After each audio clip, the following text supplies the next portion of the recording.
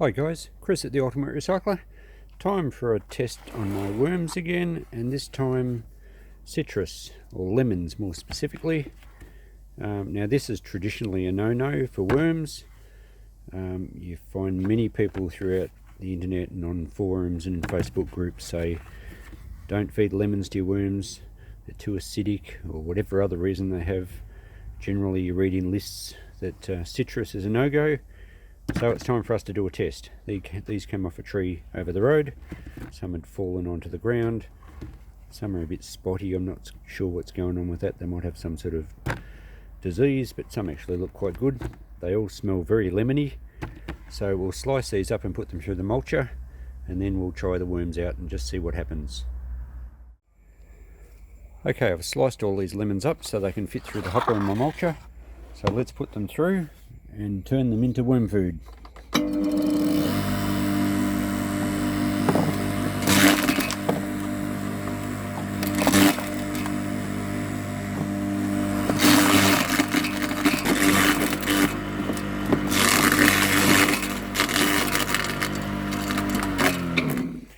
Okay, there we go. When life gives you lemons, mulch them. Here we go. We've got a nice slurry. They were very juicy. So this will be a really good test. We'll spread them in the worm farm now and we'll see how they go.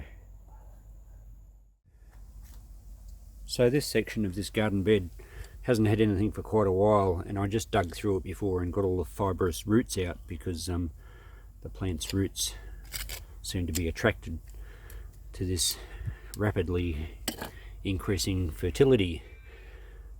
Certainly the worm castings are just beautiful black gold for your garden. So in this spot I think I found one or two worms in here, so they've clearly finished what they were eating and gone elsewhere. So now we're going to add all these mulched lemons. It was about 3/4 of a bucket full of lemons, and now they're all spread around in this garden, so we'll give a good layer. As I said, they're very wet and juicy. They'll possibly heat up a bit like nitrogen rich foods do, and then they'll start to break down, and it'll be really interesting to see if the worms come back into this spot, and it'll be a really good test. Like everything, I've gone fairly extreme. I've always included a few lemons and citrus in my food mixes and it's never been a problem, but an extreme test will soon tell you just how much worms like or dislike the lemons. The good thing about doing it in an outside garden area like this is that they can keep away if they don't like it, whereas you certainly wouldn't put this much citrus in an enclosed small worm bin.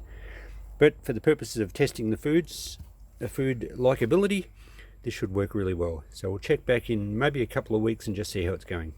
So it's been 2 weeks since I put the lemon mulch in here, and I've resisted the urge to have a peek. So we'll now unveil it. Well, it's gone mouldy big time. So things are going to happen a little bit slower too this time of the year. It's been quite cold here. It's just into July, middle of winter, and we've had some really wicked frosts. So that's going to slow down activity. Oh, look at this. Now, I only found one worm when I dug this garden bed through before putting these lemons in, and in 2 weeks' time they've gone mouldy, and underneath the top layer there's worms. Now, it was very juicy too, you may remember, so the lemon juice would have soaked into this soil. So let's dig a big chunk out of the middle.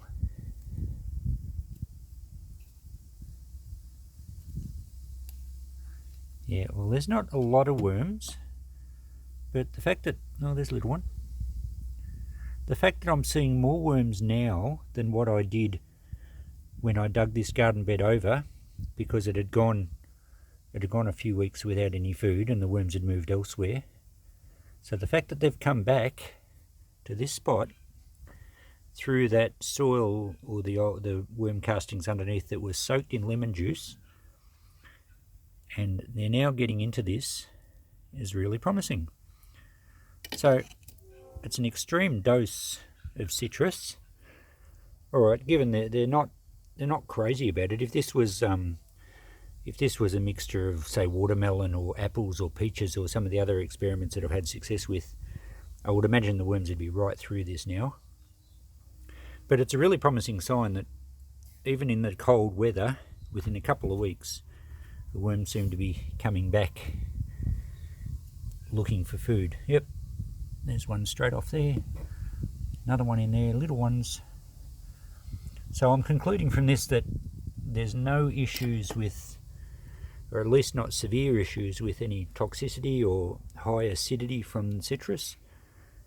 It may take a little bit longer to break down, but then again, as I said, the cold weather is probably influencing that. So we'll leave this run for another couple of weeks and then we'll have another look before I close off this experiment. Okay, a further 2 weeks have passed. Time for the final wrap up of the experiment with lemons. I haven't had a look, so let's see what we've got. Okay, here we go. Positive results. The lemons are disappearing. There's big areas where there's just worms. Quite a lot of them. The mold's kind of gone now, but the worms are moving in. And just by the look of this, I'd say at least a quarter or a third of these lemons have actually gone now. There's some fresh castings around the edges. And there's plenty of worms working their way out from underneath and getting into these lemons. So that's very conclusive. In my mind, there's absolutely no issues with the acidity from citrus. Look at these. Lots of worms right through it, working their way up. And I would say if I checked this again in another 2 weeks, all these would be gone. So in conclusion, a successful experiment. There's no issues with feeding citrus to worms. As I mentioned earlier, it's been very cold, so perhaps they've been a bit slow eating and they would be slow eating anything. But definitely myth busted. You can safely feed certainly small quantities of citrus in any worm bin. This was an extreme case and they're still managing to deal with it. So I'm pleased at that result. I hope you got something from this. Just goes to show that you can't believe everything you read or see on the internet. And that's why I like to do my own tests for my own peace of mind and knowledge. So thanks for watching. Look out for my next video. I'm doing trials on worms all the time. Until then, bye.